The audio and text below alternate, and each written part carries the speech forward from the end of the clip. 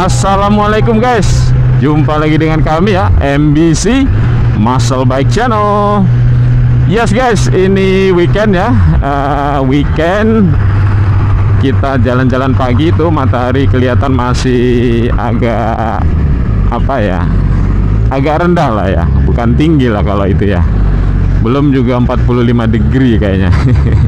Jujur aja weekend ini harapan saya sih jalanan akan lenggang ya, atau lumayan sepi. Ternyata ini padat banget. Saya nggak tahu kenapa, mungkin karena saya sudah nggak kerja sistem kantoran kali ya, jadi saya nggak paham kapan waktu jalanan padat di pagi hari, kapan enggak gitu ya. Jadi intinya ini saya agak surprise di ceritanya. Padat ini.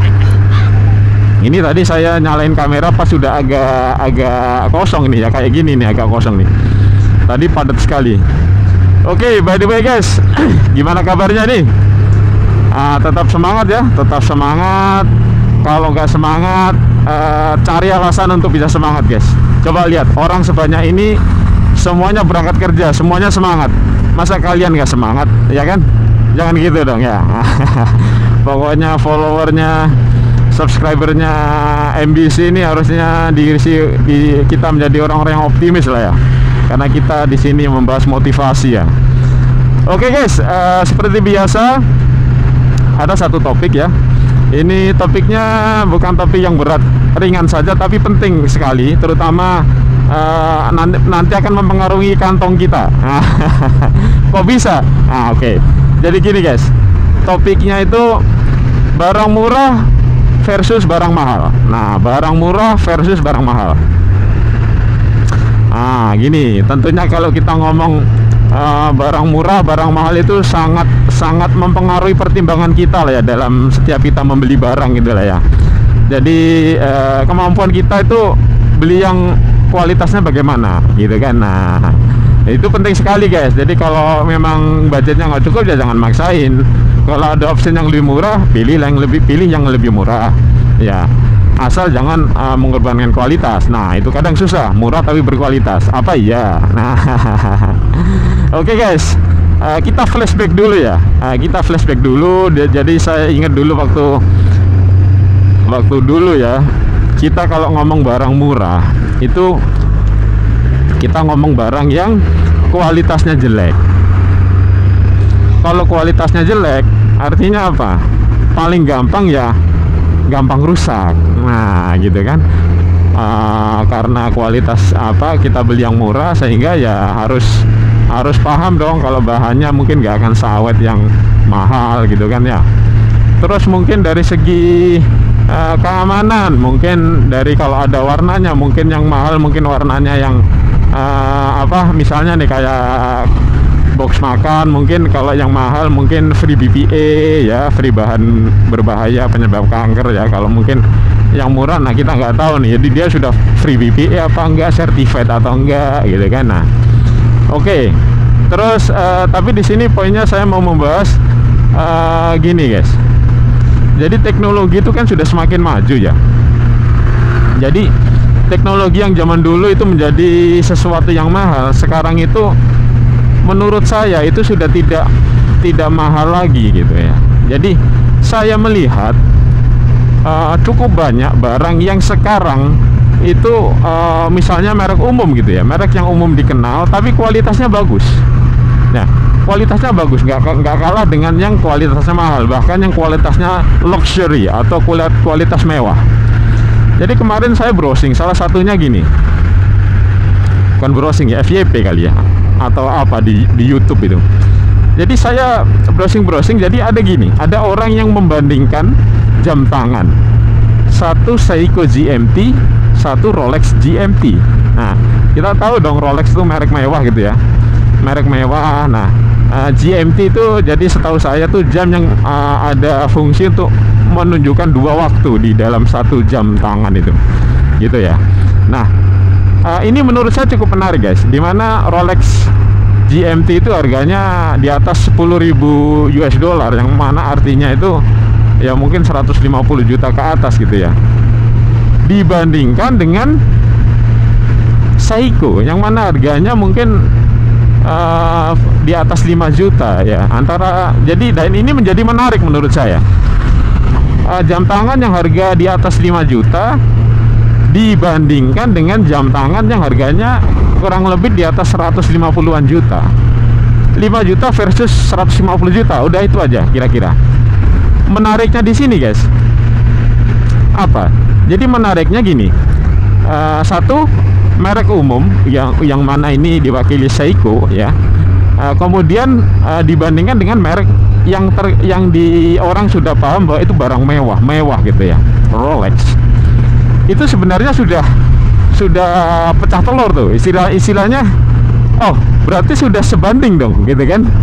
Walaupun mungkin gini, sebanding itu maksudnya layak untuk dibandingkan. Mana yang menang atau kalah urusan belakangan. Maksudnya itu bukan ini mah sebelah mata, ini mah barang murah gitu kan. Maksudnya udah kualitas, udah kelihatan kalah jauh kemana-mana. Bukan begitu guys ternyata. Jadi gini, si reviewer ini membandingkan ya. Apa yang dibandingkan? Salah satu yang menurut saya unik gitu.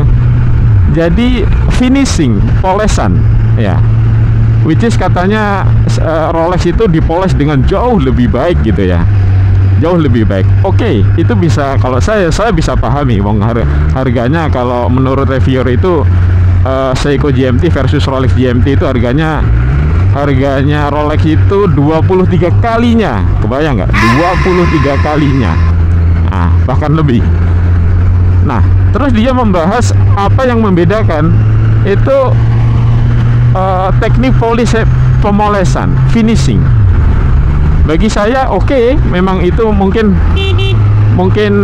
membedakan, tapi itu bukan faktor utama gitu. What's the point? Polesan Seiko mungkin tidak semengkilap Rolex, tapi nggak ada masalah. Kalau dipakai juga nggak bikin kulit iritasi, ya kan? Tidak juga kelihatan murah karena memang polesannya bagus, cukup bagus lah. Bagus kalau menurut saya bilang, kalau saya lihat di YouTube-nya itu pertama.